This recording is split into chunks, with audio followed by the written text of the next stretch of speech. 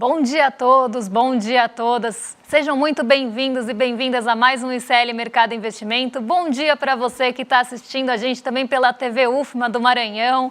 Também sejam muito bem-vindos aqui ao nosso programa. Hoje, segunda-feira, dia da gente ver aí quais são as perspectivas para a Bolsa, o que o mercado está esperando aí para essa semana, qual vai ser o fechamento semanal aí na projeção do mercado. Mas a gente tem outros assuntos importantes para tratar com vocês. A gente vai falar do IGPDI que saiu na sexta-feira, mas vamos falar também de Petrobras, porque está um embrolho aí e a gente vai explicar para vocês, tintim por tintim, o que está acontecendo. Mas antes de tudo isso, André, bom dia, como você está? Bom dia, Débora, bom dia a todos os nossos telespectadores, um bom dia especial à turma lá da UFMA, que está vendo a gente aí agora na TV aberta, lá, Universidade Federal do Maranhão. Sejam muito bem-vindos à nossa audiência. Então, a gente vai tratar um pouco hoje do caso da Petrobras, todo esse imbróglio que está rolando aí, por que está tendo isso, por que está tendo tanta boataria em relação a tudo isso. Vamos falar do IGPDI também, que essa semana sai inflação, então já é importante a gente começar a ver alguns dados aí para saber, para tentar entender o que pode acontecer, né? Mas antes de tudo, né, Débora, já vamos passar aí pela nossa agenda, justamente para a gente tentar aí ver aí o que o nosso telespectador vai enfrentar durante o dia, né? É uma agenda mais esvaziada nessa manhã, uma agenda mais tranquila, não temos aí a divulgação de tantos dados de forma global, mas temos aí pontos importantes nessa segunda-feira. Então, o que saiu já às 3 horas da manhã, lá na Europa, na Alemanha, saíram os dados de produção industrial, 3 horas, então bem cedinho. Esses dados até ficaram acima do esperado, surpreenderam positivamente e isso levou, inclusive, as bolsas europeias a operarem em alta durante toda a manhã. Então, aqui a gente já teve ali boa notícia iniciando a madrugada na Europa. A gente tem hoje 2 divulgações do FMI, umas 5 e umas 10 horas da manhã nos Estados Unidos. São relatórios ali de perspectiva da economia mundial e também ali riscos do setor financeiro. Então, aqui a gente tem nessas publicações acontecendo ao longo do dia lá nos Estados Unidos. A OCDE divulga o CPI, o Índice de Preços ao Consumidor de fevereiro, lá na França. E a gente tem o IPCS de abril da primeira quadricemana, porque aqui a gente está falando do IPCS semanal, né? Então, a primeira quadricemana de abril aí divulgado pela FGV. Hoje, algo que deve ficar bastante aí no radar, o mercado está esperando, está olhando aí com um pouco mais de foco, é a participação do Fernando Haddad em um evento do jornal Valor Econômico, então isso deve ficar aí um pouco no radar do mercado. E a gente tem também produção e vendas de veículos de março sendo divulgados agora às 10 horas da manhã. Em seguida, a gente tem também alguns pronunciamentos que devem acontecer aí do Banco Central da Inglaterra. Alguns dirigentes lá devem participar de eventos, podem até mudar aí para o pessoal de casa acompanhar aqui com a gente a agenda, mas a gente tem aí, então, a parte da tarde da agenda mais voltada mesmo para esses pronunciamentos. Então, a gente tem dirigente do FED falando hoje, a gente tem balança comercial também sendo divulgada, a balança comercial semanal do Brasil, mas à tarde aqui a gente vê o mercado mais voltado para eventos e participações de dirigentes e diretores dos bancos centrais aí no radar. Então, a gente tem a agenda mais aí dividida, né?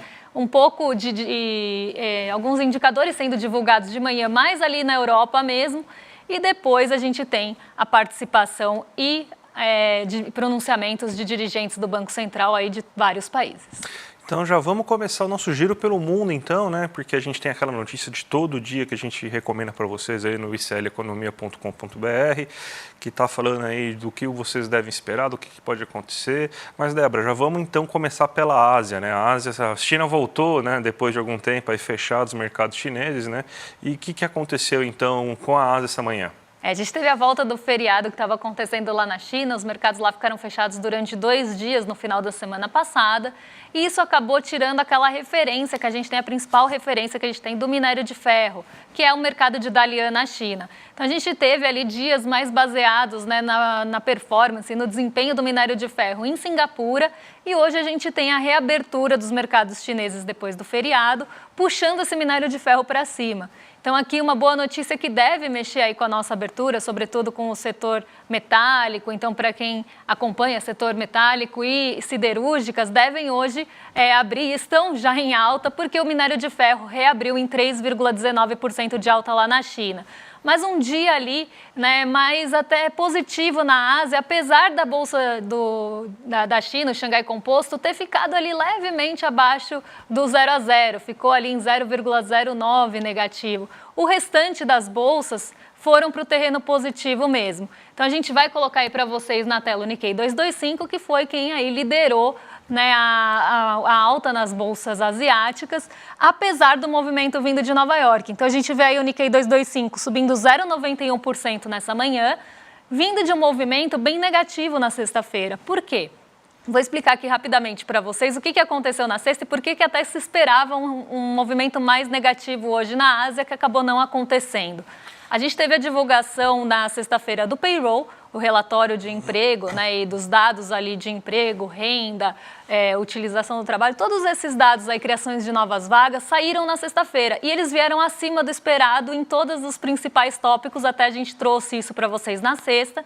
Isso acabou diminuindo um pouco o apetite pelo risco. Ao longo do dia começaram aquelas incertezas a rondar de que os Estados Unidos podem postergar o corte de juros e pela primeira vez em muito tempo a gente começou a ver a probabilidade dos cortes em junho diminuir e as probabilidades do corte de julho aumentar. Então a gente começou a ver essa migração de junho para julho e isso trouxe ali um revés para o mercado. Então a gente teve um dia bastante negativo ali em relação às treasuries, isso também acabou derrubando um pouco o movimento aqui no Brasil. A gente ainda teve um adendo que foi ali ao aumento também das incertezas em relação à condução da Petrobras. Então os dois ali acabaram tendo um fator de mercado negativo aqui no Brasil. A Vale também não foi bem nessa feira, porque a gente teve o minério de ferro caindo em Singapura. Então, a gente teve um dia bem negativo ali na sexta-feira, de uma forma geral. Mas as bolsas em Nova York, elas oscilaram ali, acabaram diminuindo ganhos, mas ficaram no positivo, apesar das treasuries. Mas o que se esperava hoje na abertura asiática? Que por essas treasuries terem, né, o rendimento dos títulos de dívida terem subido bastante, a gente poderia ter uma tendência negativa, que foi o que aconteceu no Brasil, chegando na Ásia nessa manhã. Mas não foi o que aconteceu na maioria dos países. Eles conseguiram se desvencilhar ali do movimento negativo e fecharam com 0,91%. Aí no caso Nikkei 225 fechou com 0,91% de alta. Então um dia até mais positivo na Ásia hoje, apesar do movimento vindo das treasuries aí terem pressionado bastante os mercados. Vamos então agora para o Brasilzão, que a gente tem a notícia aí de sexta-feira, mas é sempre bom informar, né? O IGPDI ele caiu 0,3% aí no mês de março, né? E é importante a gente observar esses índices paralelos para tentar saber o que vai acontecer com a inflação, né? A gente tem aqui, inclusive, um gráfico que a gente montou para vocês falando aí sobre o que aconteceu com o IGPDI, quais são os responsáveis pela queda, por que o IGPDI caiu. E, novamente, a gente vê que é o IPA, ou seja, o índice de preço ao produtor, que está levando essas quedas mensais aí que a gente está vendo do IGPDI, IGP10, IGPM. Então, esses índices da GV estão sendo puxados para baixo muito por causa dessa queda do preço ao produtor, que é justamente o IPA. Tanto que a gente vê aí que no acumulado em 12 meses do IPA, a gente já tem uma queda de 6,79%, uma queda bem considerável nos últimos 12 meses. E o mais importante para a gente é observar o que aconteceu com o IPC, que é justamente o índice que está refletindo o índice de preços ao consumidor. E a gente tem uma boa notícia, você teve apenas um aumento de 0,1% esse mês. E você tem uma pressão muito menor vinda dos alimentos. E a gente já teve pressões de quase de 1% dos alimentos vindos nas últimas vezes. A gente teve um aumento agora de só 0,56%, mais ou menos aí, do índice dos alimentos. Então, a gente está observando realmente que está tendo uma desaceleração no preço dos alimentos. Isso aí provavelmente deve dar uma boa refletida ainda quando a gente tiver a divulgação aí do IPCA, né? Então, talvez no IPCA a gente veja o preço dos alimentos aí afetando um pouco menos a inflação do que a gente tinha antes. Tanto que o IPC agora, nos últimos 12 meses, já tem uma alta de 2,93%. O INCC, que é o índice da construção civil, cresceu 0,28%, ou seja, realmente foi o IPA que fez com que a queda mensal ocorresse, porque tanto os seus outros dois membros, né, que é o IPC e o INCC, tiveram alta positiva, e o Isso aí é o que geralmente se utiliza um pouco aí para justificar, né, o preço dos aluguéis, né, ser atrelado geralmente aos índices da FGV, né.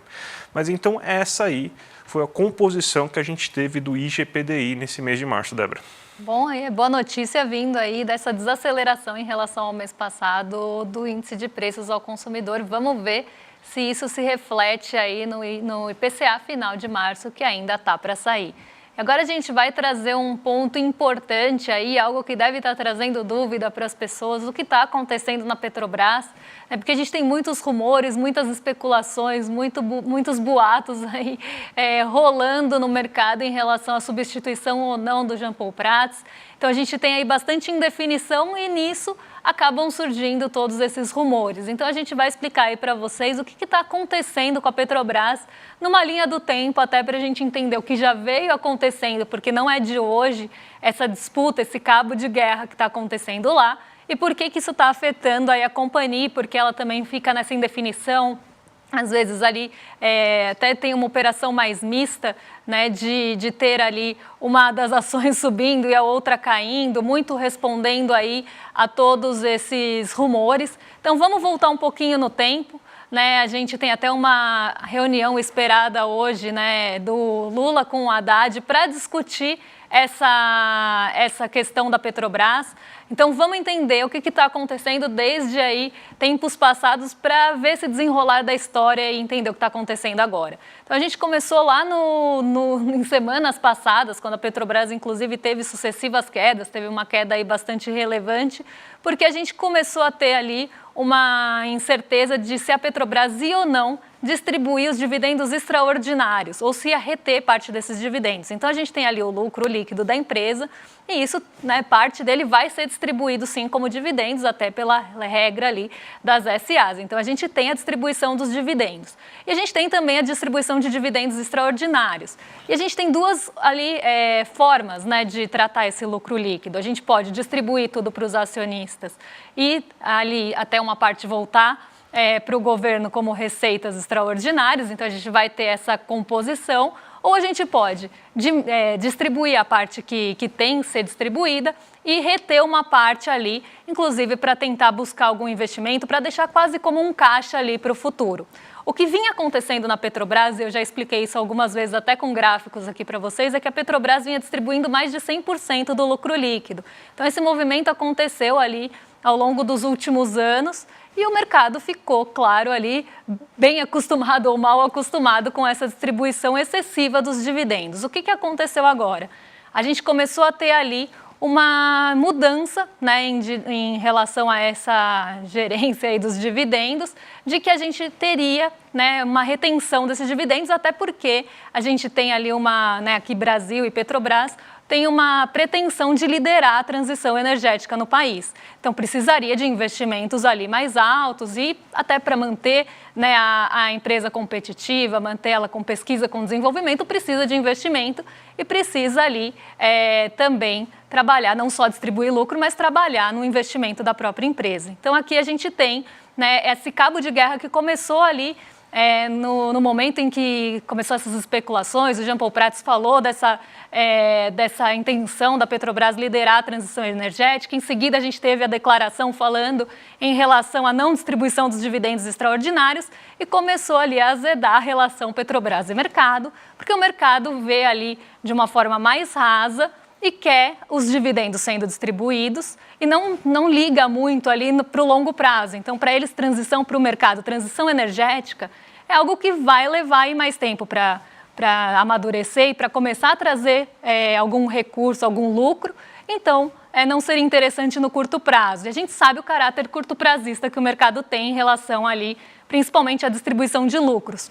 Então, começou esse cabo de guerra entre distribui e não distribui os dividendos. Começou também quase um conflito ali dentro da Petrobras. Então, a gente tem o Jean Paul Prats no comando ali da Petrobras, divergindo do ministro de Minas e Energias, o Alexandre Silveira, né? Então, vocês estão vendo aí na notícia, inclusive na manchete, que está lá no nosso site, começam esses conflitos e divergências internas dentro da Petrobras mesmo, principalmente em relação a essa distribuição ou não dos dividendos extraordinários. primeiro nome que surge aí, né? Calma que a história é longa. Então, o primeiro nome que surge para a substituição do Jean Paul Prats é o Aloysio Mercadante, que hoje está no BNDES, que ele substituiria, então, o Jean Paul Prats no comando da Petrobras e seria ali presidente do Conselho de Administração. Então, aí começa a surgir esses rumores, o Jean Paul Prats responde numa rede social falando que ele não vai sair da Petrobras, que ele sairia às 8 horas para voltar no dia seguinte às 7 horas da manhã, só que na sexta-feira, na reunião do Conselho, ele não foi. Então, começaram ali a ver uma fritura, possível fritura do Jean Paul Prats, principalmente por ele ter faltado na reunião do Conselho. E aí, a gente tem, né, a Petrobras inclusive respondeu, falou que nessa reunião não foi discutida a questão dos dividendos e que o Jean Paul Prats tinha outros compromissos na agenda, por isso que ele não foi na reunião. E aí, logo em seguida, outros rumores voltam ali a rondar a Petrobras, que o Aloysio Mercadante não substituiria o Jean Paul Prats, ele deixaria o Jean Paul Prats mais focado em questões operacionais e ele assumiria uma outra cadeira no Conselho, que é uma cadeira hoje liderada ali, né, e quem está na cadeira é um braço direito do Alexandre Silveira. Então, ele substituiria essa pessoa, que é o Pietro Mendes, tá? Então, ele substituiria o Pietro Mendes na cadeira do Conselho para tentar diminuir esses conflitos que estão acontecendo dentro da Petrobras. Então, o papel do Aloysio Mercadante seria não substituir o Jean Paul Prats, mas sim ficar responsável aí por mediar os conflitos dentro da Petrobras. E aí, todos esses rumores, todas essas incertezas, né, quando a gente começa a ter esse tipo de notícia que fica no radar corporativo, mas traz muita incerteza e abre, né, brecha para esses rumores e especulações acontecerem, a gente começa a ter uma oscilação de preço, porque o mercado fica ali indeciso se mantém ou não, né, para onde vai o comando. Então, a gente vê a Petrobras oscilando muito. Mas a gente está vendo aí muitos realmente rumores e boatos em relação a quem substitui quem, qual vai ser a dança das cadeiras da Petrobras, mas até agora nada definido, tá? Inclusive, a Petrobras afastou a ideia de que o Jean Paul Prats não faltou no Conselho porque estaria sendo fritado, ele também respondeu no Twitter, então nada definido, muita especulação, e isso está causando aí uma oscilação e uma volatilidade que, inclusive, é esperada hoje para a Petrobras, mais um dia aí de instabilidade na nossa companhia estatal.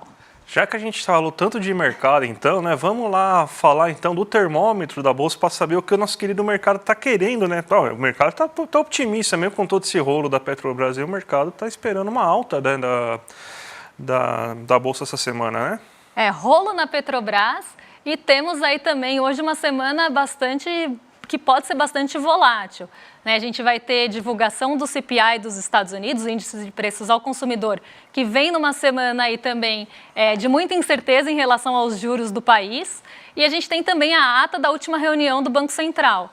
Então, os dois saem ali nos Estados Unidos essa semana e tem bastante potencial para mexer com o apetite pelo risco. Mas o mercado está bem otimista com a recuperação da nossa Bolsa, porque na semana passada a nossa Bolsa caiu 1,02%, contrariando ali a expectativa majoritária de ou alta ou estabilidade, que somadas davam ali 80%. Então, a gente teve justamente o que os 20% esperava, que era a queda na nossa Bolsa. A gente teve uma semana bastante complicada, então teve todo esse rolo da Petrobras e a gente teve também ali, né, questões como o minério de ferro puxando a Bolsa para baixo, questões em relação aos juros dos Estados Unidos e toda a sua indefinição, tirando o apetite pelo risco e tirando aqui recurso do mercado emergente. Então, a gente teve uma semana bastante difícil na semana passada. A gente vinha de duas altas ali, uma um pouco mais leve e outra moderada. E a gente teve na semana passada, aí, até sexta-feira, uma queda de 1,02. Então, o mercado agora espera essa recuperação dessa queda, mesmo em uma semana que tem um potencial para volatilidade grande. Então, nessa semana, a gente vê boa parte do mercado esperando alta, então 60% aí dos entrevistados esperam alta nessa manhã, nessa semana, e 40% espera que a Bolsa fique perto do 0 a 0, então nem suba, nem caia, então fique ali rondando a estabilidade. E ninguém espera a queda nessa semana. Então, até o mercado está bem otimista e bem arrojado aí em uma semana que sai a inflação dos Estados Unidos, que pode ser um condutor importante para as decisões do Banco Central de lá cortar ou não os juros em junho. Então, a gente não está nem falando de maio mais. A gente está falando junho ou segundo semestre já. Então a gente está nessa indefinição e isso está mexendo bastante com os mercados. Já que está mexendo com os mercados, então a gente já vai emendar e falar de como que eles abriram hoje de manhã, né, Débora? Então vamos lá, já colocar aqui na tela a tela da Débora, né? Para vocês verem aí, ó, a bolsa de Ibovespa está subindo bem até, hein? Está subindo, muito puxada por aquela questão que eu falei logo no comecinho, quando eu estava falando da Ásia, que a gente teve 2 dias de feriado lá na China, a gente não ficou sem a referência do minério de ferro em Dalian, e agora a gente teve essa reabertura do mercado do minério de ferro com alta de 3,19%. Então a gente vê o Ibovespa respondendo muito a isso, muito puxado aí por mineração, por siderurgia, então esses setores estão puxando o Ibovespa para cima, em um dia que o petróleo Brent caiu 1,49, então um dia de ajuste para o petróleo Brent, que na sexta-feira atingiu $91 por barril, então a gente tinha até um dia para ser mais positivo para a Petrobras, se não tivesse aí toda essa questão do mercado olhando muito de perto a possível troca de liderança. Então a gente sabe que o mercado vai defender sempre os seus próprios interesses. Eles não estão ali muito preocupados com os interesses da Petrobras em si. Eles estão preocupados com o seu lucro no fim do dia. Então eles vão olhar com muito realmente até esse olhar, né, com essa ótica para a Petrobras. Então a gente vê aí o petróleo hoje não contribuindo, mas a gente vê o nosso Ibovespa realmente sendo puxado por esses setores. Inclusive, se a gente abre aqui, a gente vê que a Petrobras está na segunda maior queda hoje, né? Então, justamente respondendo a toda essa indefinição que a gente vem falando. Mas a gente tem justamente esse outro lado puxando aí a nossa bolsa para cima, tá? Então, a gente tem a Nasdaq hoje e o S&P muito perto do 0 a 0, com leve alta. Então, respondendo um pouco ali, né, a todo o ajuste que se tem em relação às expectativas para os cortes de juros, mas a gente tem as Treasuries continuando ali em alta. Então, a gente vê as Treasuries subindo mais 0,42%. Semana passada, elas aceleraram muito as altas. Então, a gente continua vendo esse movimento das Treasuries, mas os mercados nova-iorquinos estão conseguindo se desvencilhar desse movimento. O DI futuro, por outro lado, cai. Tá, então, a gente tem um movimento hoje bastante positivo puxado por commodities metálicas e a gente vê isso refletindo no dólar. Tá? Então, o dólar está caindo também a R$ 5,04, mas o DI futuro está descolado aí das Treasuries pela primeira vez em muito tempo também. E o DXY, então, que mede o dólar frente aos pares, também cai, mas cai muito menos aqui que nosso real, porque aqui a gente vê muito bem a influência das commodities. Então, no DXY, a gente vê que isso não está tão presente, até porque quando a gente está falando de commodities, a gente está falando mais de países emergentes e exportadores mesmo.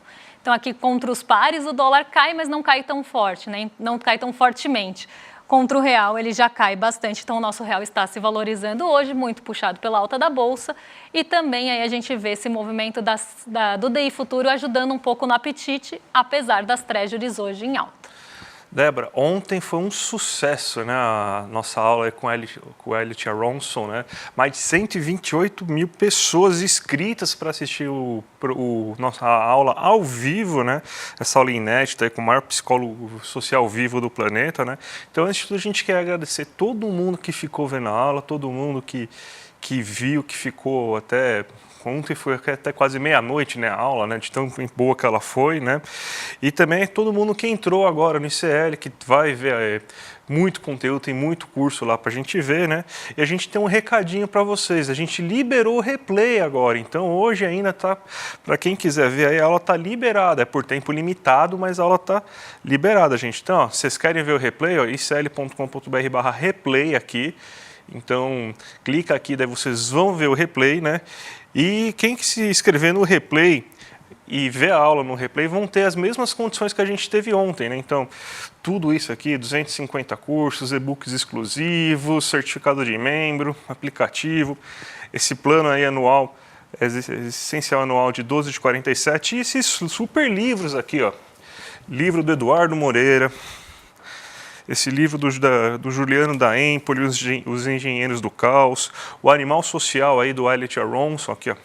Agora eu estou na câmera certa aqui, ó, outro livro, o livro do Eduardo Moreira. Então, gente, ó, imperdível, hein? Então, lembrando que quem faz ainda a assinatura do Plano Solidário vai acabar também doando uma bolsa para quem não tem condição de pagar, né? Então, E hoje a gente tem, inclusive, uma grande novidade para vocês aí, que quentíssima, né? Então vai estrear hoje, inclusive já aproveita aí quem quiser ver a aula, que também vai estrear hoje, uma aula da nossa da grande Jandira Fegari, né, Débora? A aula de A Saúde no Brasil, seus desafios aí, da Jandira Fegari, que é deputada federal pelo PCdoB do Rio de Janeiro, vai estrear hoje aí no Instituto Conhecimento Liberto. 40 anos de gestão pública, ela vai ensinar sobre a história do SUS, políticas públicas, promoção à saúde. Então, gente, imperdível. Então, clica aqui aí, iclmercado.com.br e entra na nossa comunidade. Vai valer muito a pena em relação a isso. E eu queria agora, então, agradecer a presença de todo mundo, né, Débora? Agradecer a presença também do pessoal da UFBA é da Bahia, UFMA, do Maranhão, né?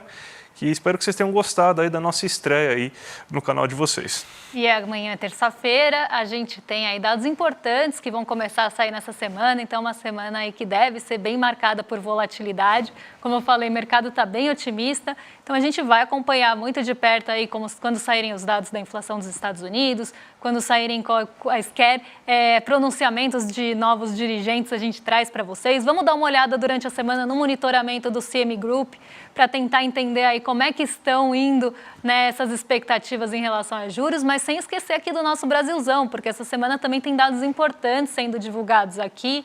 A gente amanhã vai trazer o relatório Focus para vocês e a gente vai, né, encerrar aqui o programa. A gente ainda tem um VT aqui depois do nosso programa e aí sim vocês ficam com o Rolê ICL na sequência. Rolê ICL aí que volta agora com o William De Luca, né? Então a gente vai ter aí a composição do Rolê ICL que vocês já conhecem. Eu aposto que os rolezeiros já estão aí bastante ansiosos para o início do rolê.